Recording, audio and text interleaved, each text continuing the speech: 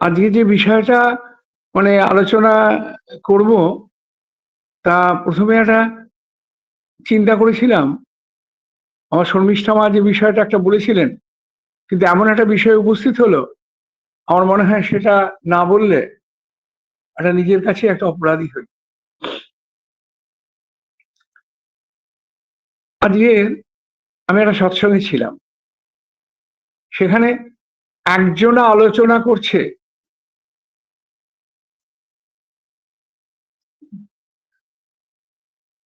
সেখানে একজনা আলোচনা করছিলেন যে ঠাকুর আমাদের ভালোবাসেন। আমার ইচ্ছে করে আমরা ঠাকুরের ভালোবাসাটাকে হারিয়ে দিয়ে আমরা ঠাকুরের ভালোবাসাকে হারিয়ে দিয়ে আমরা আরো বেশি ভালোবাসবো। একজন ভদ্রমহিলা আলোচনা করছেন, খুব ভালো লাগলো যে এই যদি প্রচেষ্টা আমরা করতে পারি, তার ভালোবাসাকে অতিক্রম করব। তা সেখানে আমি বললাম যে আমি চেষ্টা করেছি, আর প্রত্যেকবার আমি হেরে গেছি। তিনি এত ভালোবাসেন, তিনি এত ভালোবাসেন যে ভালোবাসাটা তুলনারহিত, যে ভালোবাসার তুলনা হয় না। আমি তাকে ভালোবেসেছি কতটা জানি না, কিন্তু সব অতিক্রম করে তিনি ভালোবেসেছেন। এ বোধহয় কখনো বলে বোঝানো যাবে না। আমার নিজের ছোটবেলার দীক্ষাটা যদি না হতো, সবাই বাবা মার স্নেহ বলে, ভালোবাসা বলে, কিন্তু আমি যদি তাকে দীক্ষা না পেতাম ঠাকুর অনুকূল চন্দ্রের, তাহলে আমার মনে হয় জীবনটা অসার্থক হয়ে যেত।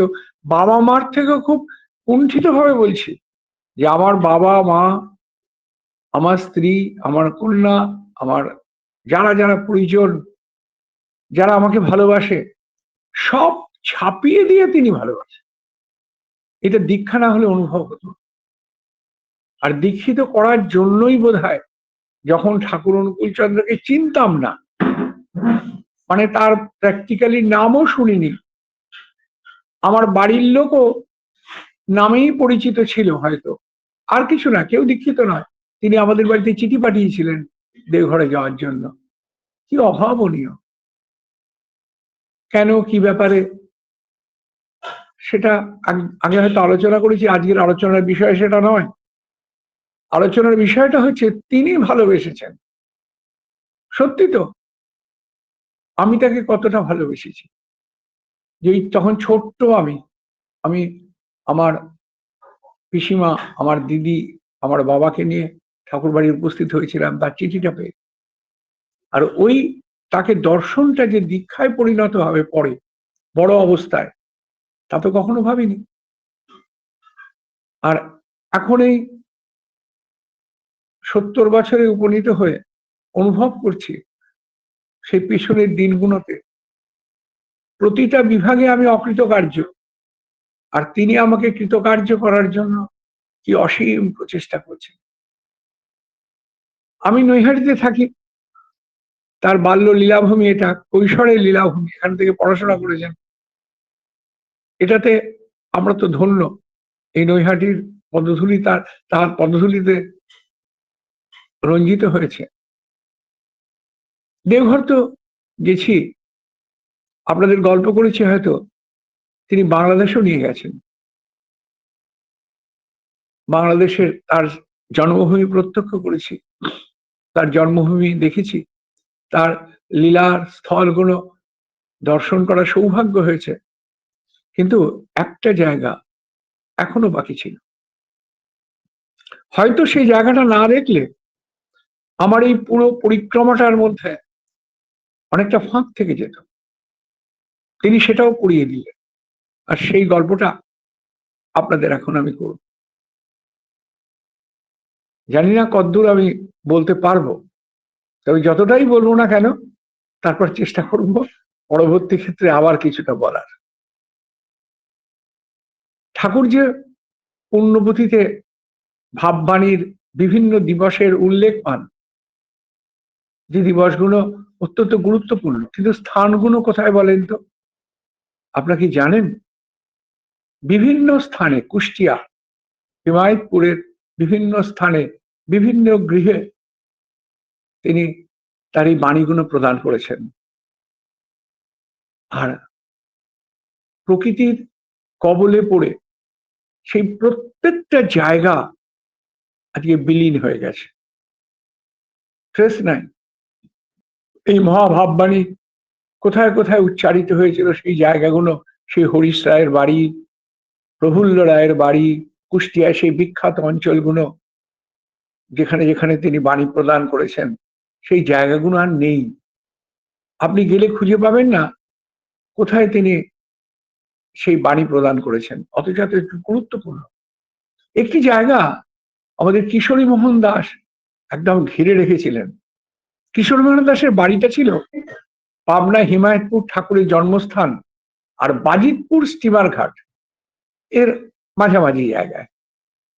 ঠাকুর বাজিতপুর স্টিমার ঘাট থেকে কুষ্টিয়া যেতেন, সেই কুষ্টিয়ার ট্রেজারির কাছে আমাদের স্টিমার ঘাট, সেখানে নেমে তিনি কুষ্টিয়া যেতেন, কুমারখালীর মা আসতেন, সেই সব বিস্তীর্ণ অঞ্চলে তার কীর্তন, তার পরিভ্রমণ, তার সাথে থাকত কোকন, বুনতারণী, সতীশচন্দ্র গোস্বামী,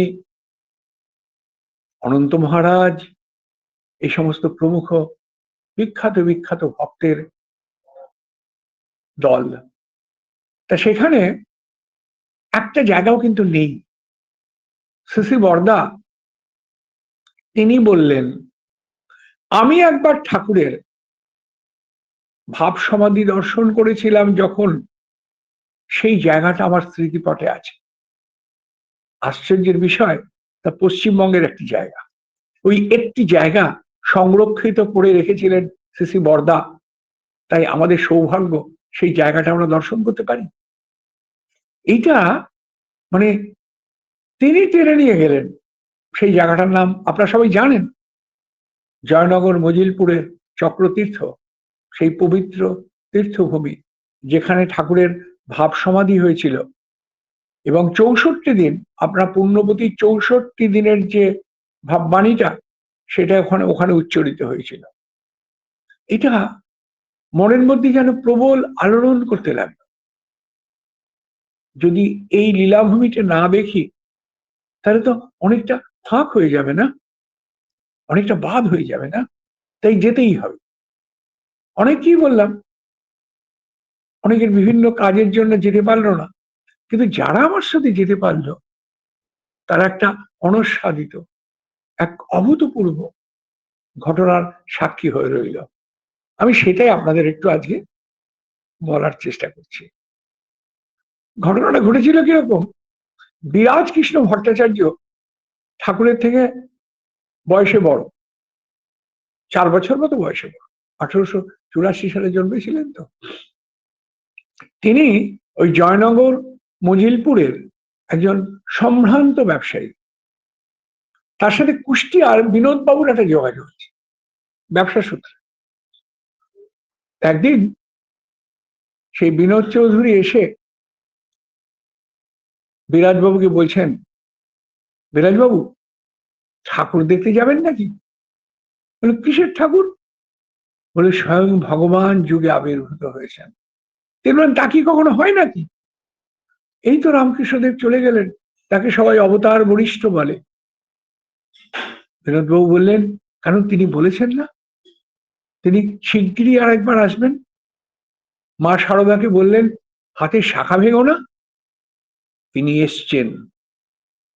তাকে দেখতে গেলে অন্তর চোখ দরকার, এই অন্তর চোখ খুলে দেন তিনি। সেই বিশ্বরূপ দর্শন যোগে অর্জুনকে বলেছিলেন, অর্জুন দেখতে চেয়েছেন, তখন তাকে বললেন, নতুমাং সক্কশে দ্রষ্টু মনেনৈব সচক্ষুষা দিব্যং দদামি তে চক্ষু অসময় যোগমৈশ্বরম। আমি তোমাকে চোখ দিচ্ছি, যে চোখে তুমি তাকে দেখবে। এই চোখে দেখা যায় না, এই চোখে দেখা হয়, আর অন্তঃচক্ষে দর্শন হয়। আর অন্তঃচোখ জাগরিত হয় তখনই যখন মানুষ তার প্রেমে আস্বাদিত হয়, তার প্রেম তাকে স্পর্শ করলেই অন্তশ্চোখ জাগরিত হয়। এই যুগে তিনি এটা সহজলভ্য করে দিয়েছেন। আজ থেকে ৬০০ বছর আগে যা চৈতন্যদেব আপামর জনসাধারণের মধ্যে জাগরিত করে দিয়েছিলেন, তা সেরকম আপনি দেখতে পারেন। তাই আমাকে নিয়ে যাবেন? সুতরাং বিরাজ কৃষ্ণ ভট্টাচার্য মশাই তিনি কুষ্টিয়া গেলেন। এখান থেকে ট্রেনে করে নদী পার হয়ে বিভিন্ন ভাবে তখন যেতে হতো, এখনকার মতো সহজ পথ ছিল না। ঠাকুরকে দেখে মোহিত হয়ে গেলেন। এরকম হয়, এরকম একটা রূপ হতে পারে। তখন ঠাকুরের তো বয়স খুব কম, 28-29 বছর বয়স। সে এক অপূর্ব চেহারা। আর কীর্তন করছেন, মনে হচ্ছে মহাপ্রভু নেমে এসছেন। এরকম কীর্তন কালীয় দমনের সময় কৃষ্ণ নৃত্যন করেছিলেন, নর্তন করেছিলেন কালীয় দমনে। তখন ব্রহ্মা বিষ্ণু মহেশ্বর সব হাত জোর করে দাঁড়িয়েছিলেন তার সেই দর্শনের জন্য, দেখার জন্য। মহেশ্বরের গুণগান কৃষ্ণের প্রতি আমরা পড়েছি ভাগবত।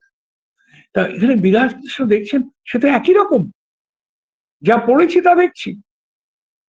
তিনি একদম মোহিত হয়ে গেলেন, বাড়ি ঘর দৌড় সব ভুলে গেছেন। দীক্ষা নিয়ে নিলেন। দীক্ষা নিলে পরে আবার মুজিলপুরে এলেন, তো মন বসে না, মাঝে মাঝেই চলে যান। বউ বলেন, কর্তার হলো কি? ব্যবসা পত্র শিখে ওঠে জোগাড়, অত বড় ব্যবসা ভাইদের হাতে ছেড়ে দিয়ে তিনি ঠাকুর কাছে গিয়েই থাকেন। স্ত্রী একদিন ভাবেন যে আমাকে তো একবার নিয়ে যায় না কর্তা। তখনকার দিনে মেয়েদের খুব বেরোনোর নিয়ম ছিল না। বিরাজ কৃষ্ণ বসে আছেন ঠাকুরের সামনে, কথা বলছেন। হঠাৎ করে ঠাকুর হাসছেন। ওনার স্ত্রী খুব সুন্দর দেখতে ছিল, বিরাজ কৃষ্ণের স্ত্রী। ঠাকুর তাকিয়ে বলেন, বিরাজদা, আপনার মজিলপুরে গেছিলাম,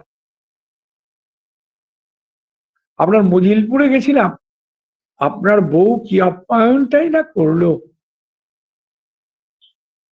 পা ধুয়ে দিল, তার লম্বা বড় চুল তাই দিয়ে পা মুছিয়ে দিল।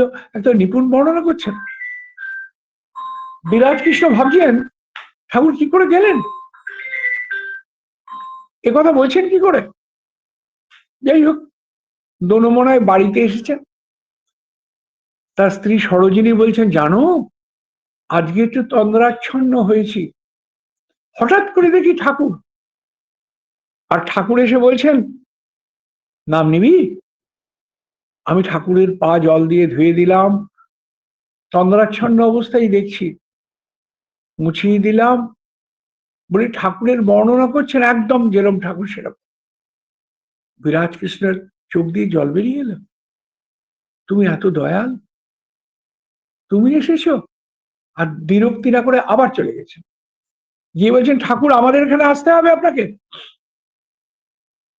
এই মজিলপুরে আমার বাড়িতে আপনাকে আসতে হবে। আপনি সূক্ষ্ম দিয়ে গেছেন, এবার ওইখানকার আদিবাসী মানুষদের যারা রয়েছে ওখানে সব মানুষ, তাদের আমি ভগবান দেখাবো ঠাকুর। আপনি সূক্ষ্ম দিয়ে এসছেন, এবার স্থূল দিয়ে আসুন। ঠাকুর হাসতে লাগছেন, হাসতে হাসতে বলছেন, হ্যাঁ যাবো তাহলে। ঠাকুর যাওয়ার প্রস্তুতি নিলেন। সাপে যাচ্ছেন মাতা মনমোহিনী। শ্রী বরদার বয়স তখন 6 কি 7। কোকন, তরণী, বুনো তরণী সব জয়ঢাক নিয়ে তৈরি। যাচ্ছেন অনন্ত মহারাজ, যাচ্ছেন সতীশচন্দ্র গোস্বামী, যাচ্ছেন সুশীলদা, তার তখন 1-1.5 মাস দীক্ষা হয়েছে। সুশীলদা, ঠাকুরের বোন গুরুপ্রসাদী দেবী, ব্যাপক লোকজন নিয়ে ঠাকুর এই জয়নগর মজিলপুরে গেলেন। আসলে জয়নগর নামটা ওখানে জয়চণ্ডী পুজোর জন্য, আর মজিলপুর নামটার মধ্যে একটা ইন্টারেস্টিং ব্যাপার আছে। যখন ভগীরথ গঙ্গা আনয়ন করেছিলেন পৃথিবীতে, কপিল মুনির আশ্রমে প্রবেশ করবেন, সগর রাজার সব ছেলেপুলেরা সব ভস্মীভূত হয়ে রয়েছে, তাদের মুক্তি দরকার। তাই সগর রাজার বংশধর ভগীরথ গঙ্গা আনয়ন করেছেন, গঙ্গাকে নিয়ে আসছেন। এই জায়গাটায় এসে তিনি পাজল হয়ে গেলেন। গঙ্গা বিভক্ত হয়ে যাচ্ছেন, কোন কোন গঙ্গাকে তিনি নিয়ে যাবেন? কোন গঙ্গাকে নিয়ে যাবেন কপিল মুনির আশ্রমে? তিনি শ্রী বিষ্ণুর শরণাপন্ন হলেন, বলছেন, হে বিষ্ণু, আপনার পাদপদ্ম থেকে গঙ্গার উৎপত্তি, আমি তাকে সাধন বলে নামিয়ে এসেছি, কিন্তু এখন আমি দিকভ্রষ্ট, গঙ্গাকে কোন পথ দিয়ে নিয়ে যাব? তখন সুদর্শন চক্র আবির্ভূত হয়েছিল গঙ্গার সঠিক দিশা দেখানোর জন্য। ওই জন্য জায়গাটার নাম চক্রতীর্থ। এই গল্প ঠাকুর বিরাজ কৃষ্ণ ভট্টাচার্যের বাড়িতে বসে শুনছেন। আমি সেই ঘরটায় গেলাম, জানেন, একদম অরিজিনালি সেই ঘর রেখে দেওয়া আছে, একদম যেরকম ঘর সেরকমই শ্রী বর্দ সংরক্ষণ করেছেন। পরিবর্গার ঘর, সেই মেঝে, যেখানে মাতা বনমোহিনী ছিলেন, যেখানে সব কীর্তনিয়ার দল সব ছিলেন, সেই সব ঘর রয়েছে এখনো ওরকম ভাবে অবিকৃত, তিনখানা ঘর। আর ঠাকুরের যে ঘরে ছিলেন, সেই ঘরের মধ্যে ঢোকা মাত্রই আমার শরীরের শিহরণ হতে লাগলো। এক অপূর্ব অনুভব, আপনাদেরও হবে হয়তো। সেখানকার যিনি পুরোহিত, আমরা সন্ধ্যা প্রার্থনা করার পরে তিনি আমাদের ঘুরিয়ে ঘুরিয়ে সব দেখাবেন, সব জায়গার বর্ণনা দিচ্ছেন। অত আপ্যায়ন, একদম নিজস্ব, থেকে যান দাদা, আজকে রাত্রিটা বাস করুন, একদম অসীম আগ্রহে। আপনারা আপনি গল্পটা বলুন। তো বলছেন, ঠাকুরের কাছে বলছেন গল্প, যে জানেন ঠাকুর, শ্রী চৈতন্যদেব আদি গঙ্গা এখান দিয়েই বইতো। সেই গঙ্গা মজে যাওয়ার পরে, সেই মজে যাওয়ার ওপরে যে জায়গা বেরিয়েছে, মজা জায়গা থেকে জায়গা বেরিয়েছে বলে এর নাম মজিলপুর। অদূরেই 12 মাইল দূরে চক্রতীর্থ। বলছেন, শ্রী চৈতন্য যখন এখান দিয়ে গেছেন গঙ্গা করে, তখন এখানে নেমেছিলেন, এই চক্রতীর্থে নেমেছিলেন। আর তারা আছেন মজিলপুরে। ঠাকুরকে গল্প করছেন বিরাট কৃষ্ণর বাড়িতে সব লোকজন। এখানেই ঠাকুর 12 মাইল দূরে চক্রতীর্থ, শ্রী চৈতন্য নেমেছেন। আর এখানে পরশুরাম কুঠারে মায়ের কুঠার দিয়ে মাকে মেলে দিয়েছিলেন। পরশুরাম আমাদের অবতার পুরুষদের একজন অবতার, মায়ের কথা জমদগ্নি তার বাবার আদেশে তার পাপ ধৌত করার জন্যই চক্রতীর্থে এসছেন। এখানে শ্রীরামচন্দ্র নাকি এসছেন। এই জায়গা এত পবিত্র শুনেই ঠাকুর দাঁড়িয়ে পড়লেন। 28শে ডিসেম্বর 1917 সাল ঠাকুর দাঁড়িয়ে বললেন, আমি সেখানে যাব, একদম বাচ্চার মতো। বলেই আর দেরি করলেন, আর লাফ দিয়ে পড়লেন উঠানে, দৌড়। দুহাত তুলে কীর্তন করতে করতে প্রভু যাচ্ছেন। পেছনে কোকন, তরণী, সুশীলা, সতীশচন্দ্র গোস্বামী, কিশোরী মহারাজ, তারা দৌড়াচ্ছে, দৌড়ে পাচ্ছে না ঠাকুরের সাথে। ঠাকুর তীর বেগে দুহাত তুলে কীর্তন করতে করতে চক্রতীর্থের দিকে রওনা দিয়েছে। আর আমি এমন সৌভাগ্যবান, সত্যিকার আবার সৌভাগ্য, ঠাকুর টেনে নিয়ে গেলেন। আমি ওই পথ দিয়ে আস্তে আস্তে আবার ওসব মনে হচ্ছে কিন্তু। আর এই ঘরে গিয়ে আমার শিহরণ জেগে গেছে। এই ঘর থেকেই ঠাকুর লাফ দিয়েছেন উঠোনে। এই সেই ঘরটা, কি পবিত্র, মহাপবিত্র। তিনি দয়া করে ভাবুন তো, তিনি না ভালোবেসে টানলে যেতে পারতাম? সম্ভব ছিল? বাংলাদেশেও টেনে নিয়ে গেছিলেন তার জন্মস্থান দর্শন করার জন্য। একদম শিশুকালে দেওঘরে নিয়ে গেছিলেন, নৈহাটিতে থাকার বন্দোবস্ত করেছেন, আর চক্রতীর্থে নিয়ে যাচ্ছেন তিনি। তা দৌড়াচ্ছেন ঠাকুর, তার সাথে দৌড়ে কেউ পারছে না। গিয়ে ওই মহাতীর্থে তিনি উদ্বাহু হলেন, সমাধিস্থ হলেন। এটা 28শে ডিসেম্বর 1917। ভাববাণীতে আপনারা পাবেন 64 দিনের ভাববাণীটা। এরকম তিনি সেই মহাভাববাণী ওখানে প্রদান করলেন। শ্রী শ্রী বরদা তখন ছোট, 6 বছর। তিনি তার সাথে ছিলেন, জায়গাটা দেখেছেন। তারপরে তো কালক্রমে ঠাকুর আবার ফিরে আসেন মজিলপুর, তারপর ওখান থেকে আবার চলে আসেন তিনি পাবনা হিমায়তপুর। কালক্রমে সেই জায়গা বিস্মরণের চলে গেল। মানুষ স্বভাব তো তাই, সব ভুলে যাওয়া, সবাই ভুলে গেছে।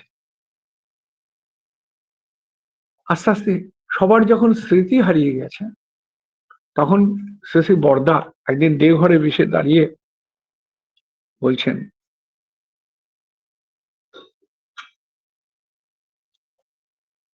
দেখো, আমি বলছি, তাকিয়ে বলছেন যে আমাদের যে একটি ভাববাণীর জায়গা,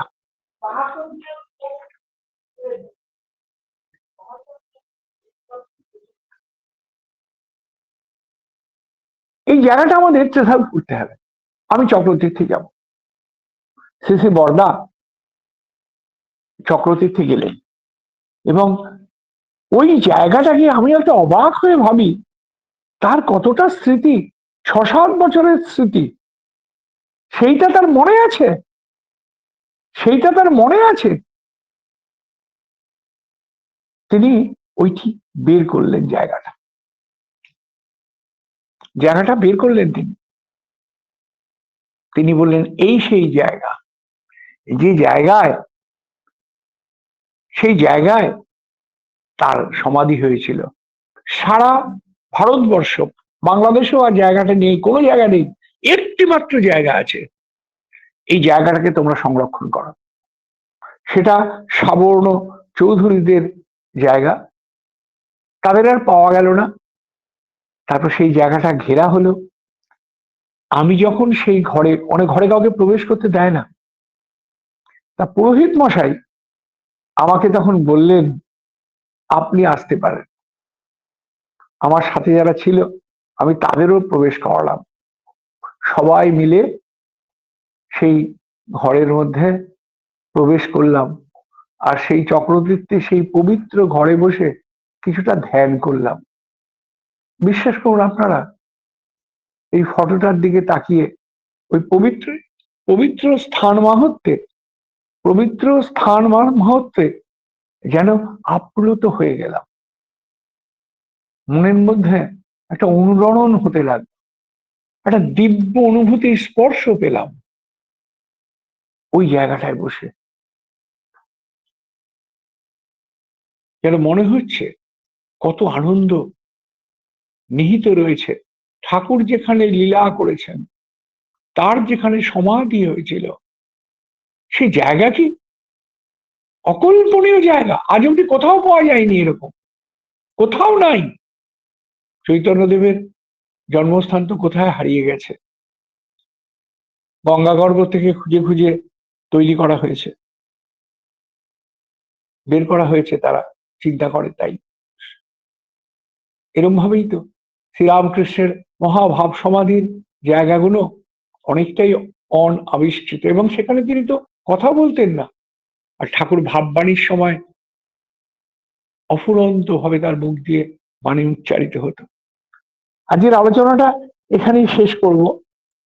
যদি সময় থাকে, আমি যে বাণীটা ঠাকুর ওখানে দিয়েছিলেন, ভাববাণীটি, সেটা একবার পাঠ করে দিই। দাদা এখনো অনেক মহাভাববাণী। সময়, আপনি এখনো 15 মিনিট বলুন দাদা। আর একটু আর প্রয়াণ দিবসের ওই ঘটনা, কেন প্যারিদাকে চলে যেতে বলেছিলেন, থাকতে না বলেছিলেন, ওই ঘটনা। মহাভাববাণী, চতুষ্ষষ্টিতম দিবস, 28শে ডিসেম্বর 1917, যেটা তিনি বলেছেন সেটা আমি পড়ছি। এই বাণীটাই তিনি দিয়েছিলেন। তুমি এসো, দেখো তোমায় কত বললেম, শুনলে না। তুমি আলো করে এসো, তোমার সন্তানকে কোলে নিতে এসো। দেখ, জগৎ কাঁদে, পরমাণু কাঁদে, তাই তুমিও কাঁদো। তুমি এসো আলো নিয়ে, জ্যোতি নিয়ে এসো। আমার তুমি পিতা, মাতা, ভ্রাতা, ভগ্নী, সখা, প্রাণের প্রাণ, আত্মার আত্মা, ঈশ্বরের ঈশ্বর, তুমি এসো, তুমি তো আমারই, আমাতেই আছো গো। তবে কেন খুঁজে বেড়াচ্ছি, তবে কেন বলি তুমি এসো নাই? তুমি কেমন করে এলে গো, তুমি সুন্দর, তুমি এসেছো, তা তুমি কয়ে দিয়েছো তুমি চলে যাচ্ছ, আমি চলে যাচ্ছে, সব চলে গেলে চলে গেল, তোমরা ধরো, দেখো চলে যাচ্ছে, তোমরা ধরলে না। চলে যেতে পারে না, অশরীরই হতে পারে, সারাটি ব্রহ্মাণ্ড জুড়ে আছে। বিরুদা তুমি রেগো না, দেখো তুমি রাগলে পরে ব্যথা লাগে। তুমি কি বিরুদা, তুমি এত না বললে হয়? আমি কি জানি নে যে তুমি ভালোবাসো আমায়? না গো, সেগুলো তা নয়, তা নয়। Various one equal to I. ও ভাই, ও করলে চলে না, তোমরা করে যাও, দেখি কি হয়। এই ভাববাণীটির উৎপত্তি স্থল এখনো আছে। তাই আপনারাও এই পবিত্র তীর্থে গিয়ে অবগাহন করে আসুন। এখনো সেখানে সেই লীলা চলছে, এখনো তার সেই ভাবনার ঢেউ সেখানে বয়ে চলছে। এই অবগাহনে কি তৃপ্তি, কি শান্তি, কি আনন্দ, যে যায় সে বুঝে অনুভব করে। আজকে এই অবধি থাক, পরে একদিন আবার আলোচনা করব। জয় গুরু, জয় গুরু। এখন অনেক অনেক টাইম আছে দাদা, এখনো 15 মিনিট টাইম আছে। বলুন দাদা, আপনাকে পেয়েছি, আপনারা ছাড়বো না আজকে। আমারও তো আপনাদের ছাড়তে ইচ্ছে করে না, কিন্তু আপনাদের তো অনেক প্রোগ্রাম আছে। আমি কোনো প্রোগ্রাম রাখিনি আপনার জন্য, শুধু আপনি বলবেন আজকে। দেখুন, জগৎ দুনিয়ার মালিক তিনি তো আমাদের জন্যই আসেন, আমাদের ভালোবেসে, আমাদের টানেই তিনি পৃথিবীতে আবির্ভূত হন। আর তিনি চান আমরা তাকে সবাই ভালোবাসি, কারণ ভালোবাসাই আমাদের অন্তরের মুক্তি এনে দেয়। ভালোবাসলে কি হয় জানেন? তাকে ভালোবাসলে আমাদের অন্তর দেবতা জাগরিত হয়। আর সেই যখন জাগরণ ঘটে, তখন একটা মানুষের জীবন থেকে দুঃখ চলে যায়। ওই যে গীতাতে বলেছেন, তুমি যদি আমাকে ধরো, তাহলে তোমার প্রাপ্তি ঘটবে কি জানো? তুমি পাপ মুক্ত হবে। আমাদের জীবনে তো যখনই আমরা জন্মাই, তার পর থেকেই আমরা কিছু কিছু পাপে যুক্ত হতে থাকি অজান্তে। আর যুক্ত হই কেন? তার কারণ আমাদের লোভ, আমাদের প্রবৃত্তির লোভ আমাদের দিয়ে পাপ করিয়ে নেয়। আর তিনি এসে জানান যে তুমি যদি পাপ মুক্ত না হও, তাহলে আনন্দ যুক্ত হতে পারবে না। আর এই আনন্দই তার অবস্থান। ওই জন্য বললেন, ওই সর্বধর্মান পরিত্যাজ্য মামেকং শরণং ব্রজ, অহং তাং সর্বপাপেভ্য মোক্ষস্বামী মা শুচ। আমি সমস্ত বৃত্তির ধর্ম পরিত্যাগ করে যদি আমার কাছে আসো, আমি তোমাকে পবিত্র করে দেব, পাপ মুক্ত করে দেব। এইভাবেই তিনি এই সমস্ত আর্ত, সমস্ত অসহায়, অবহেলিত, অনাদৃত মানুষকে তিনি মুক্ত করে বুকে টেনে নিয়েছেন। আর তার কথা তিনি বারবার রেখেছেন, বারবার তিনি তার কথাকে রক্ষা করেছেন, তার কথার কোনোদিন খেলাপ হয়নি। বলতে বলতে অনেকগুলো ঘটনার কথা খেয়াল এসে যায়। প্রফুল্লদাস দা, যে ঠাকুরের যিনি অনুলেখক, ঠাকুর বলতেন তিনি লিখতেন, তা তিনি খুব পেটের রোগে ভুগতেন, খুব পেটের রোগে ভুগতেন। তার কানটা বড় বড় ছিল। ঠাকুর বলতেন ভগবানের কেরানি প্রফুল্লদাকে। তা প্রফুল্লদা একদিন ঠাকুরের দিকে তাকিয়ে বলছেন, ঠাকুর, আর জন্মাতে ইচ্ছে করে না। মানুষের এত অত্যাচার, এত কষ্ট। প্রফুল্লদার মা সুইসাইড করে মারা গেছিল। প্রফুল্লদার খুব কষ্ট। ঠাকুরের কাছে এসে বলেছেন, ঠাকুর, শাস্ত্রে পড়েছি আত্মহত্যা করলে মানুষ মুক্তি পায় না, আমার মায়ের কি গতি হবে? ঠাকুর বললেন, তুমি যা পুণ্যকর্ম করলা সমস্ত শাস্ত্রবাক্য অতিক্রম করে যাবে, তোর মার ঊর্ধ্বগতি হবে না তা কি হয়? তা প্রফুল্লদার মনের মধ্যে ভীষণ যন্ত্রণা, ভীষণ যন্ত্রণা। আমি প্রফুল্লদার শেষ সময় কাছে গেছিলাম। আমি জিজ্ঞেস করেছিলাম যে, প্রফুল্লদা, কি করলে ঠাকুরকে সবসময় পাওয়া যায়? ভুলে যাই তো, আবার কষ্ট হয়। তা বললেন, দেখো, একটা সহজ উপায়, এই নাম করো। ওই জন্য চৈতন্য চরিতামৃতের মধ্যে আছে, যেই নাম সেই কৃষ্ণ, ভজ নিষ্ঠা করি। নিষ্ঠা করি কিন্তু ইম্পর্টেন্ট, নিষ্ঠা করি। নিষ্ঠা ভরে নাম পুরায় মনস্কাম, নামের সহিত আছে আপনি শ্রী হরি। তাকে সবসময় অনুভব করার জন্য নাম দরকার। ওই জন্য তিনি বলছেন, অনুরাগে করলে নাম, তবে পুরে মনস্কাম। তা প্রফুল্লদা দিকে তাকিয়ে ঠাকুর বলছেন, মোক্ষ কি রে? শোন শোন, তোকে বলি, আমি যখন যখন আসবো তুই আমার সাথে তখন তখন আসবি। আমার শ্বশুরমশাই, তিনি প্রফুল্লদার দিকে তাকিয়ে বলেন, প্রফুল্লদা, আপনি কিন্তু খুব চালাক, কায়দা করে ঠাকুরের কাছ থেকে বানিয়ে নিলেন তিনি যখন আসবেন তার সাথে আসবেন। আসলে তার সাথে থাকাটাই তো জীবনের মোক্ষ প্রাপ্তি, না? এরকম একটা মানুষ ছিলেন প্যারিদা। মনমোহিনী দেবী বলেছিলেন যে প্যারিদা তখন ইংল্যান্ডে যাওয়ার কথা, ডাক্তারি পড়েছে, ইংল্যান্ডে ফাইনাল ডাক্তারি করবে, মানে পরবর্তী কোর্সটা ঠাকুরের কাছে নিয়ে এসছেন অনুমতি করার জন্য, অনুমতি নিতে এসছেন। ঠাকুর বললেন, প্যারি যাবে না, প্যারি আমার কাছেই থাকবে। সুতরাং প্যারিদার বিদেশ যাওয়া হলো না। ঠাকুরের সাথে তিনি একদম অঙ্গাঙ্গি ভাবে জড়ে গেলেন। সেই পাবনা থেকে ঠাকুরের সাথে আছেন তিনি। ঠাকুর মনমোহিনী দেবী বলেছিলেন, প্যারি, কি তুই কিন্তু অনুকূলকে ছাড়িস না, মানে ঠাকুরকে ছাড়িস না,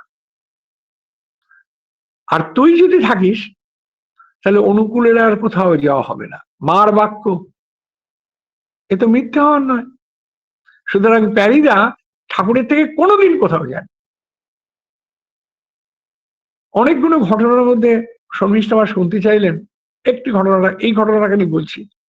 ঠাকুরের চলে যাওয়ার অনেক কাহিনী আছে, আমি বলবো খুনি, কোনোদিন নিশ্চয়ই বলবো। আজকে এইটা বলে শেষ করি, কারণ আপনাদের তো সময়ের একটা দাম আছে। তা প্রফুল্লদা প্যারিদা ঠাকুরের কাছে রয়েছেন। তার আগে একটা ঘটনা ঘটেছে। ঠাকুর দিগরিয়া পাহাড়ের কাছে বসে আছেন, ট্রেন দেখতে খুব ভালোবাসতেন। ট্রেনটা ধোঁয়া উড়িয়ে যাচ্ছে, তখন কয়লার ইঞ্জিন। হাঁ করে তাকিয়ে আছেন ঠাকুর। ঠাকুরের তাকানো দেখে তৃপ্তি দিদি বলছেন, ও বাবা, তুমি কি দেখো? ঠাকুর বলছেন, দেখ, ওই যে ধোঁয়াটা দেখি, ট্রেনটা চলে গেল, ধোঁয়াটা রয়ে গেল, আমিও চলে যাব, তোরা ধোঁয়ার দিকে তাকিয়ে থাকবি। তৃপ্তি দিদি বললেন, আর তুমি কোথায় যাবে বাবা? মানে ওনাকে, ঠাকুরকে বলছেন, আমরাও তোমার সাথে যাব। ঠাকুর তাকিয়ে বললেন, সে কি যাওয়া যায়? তিনি প্রকারান্তরে বলছেন, তিনি যে লোকে রয়েছেন, যে জগতের অধীশ্বর, সেখানে তিনিই থাকেন।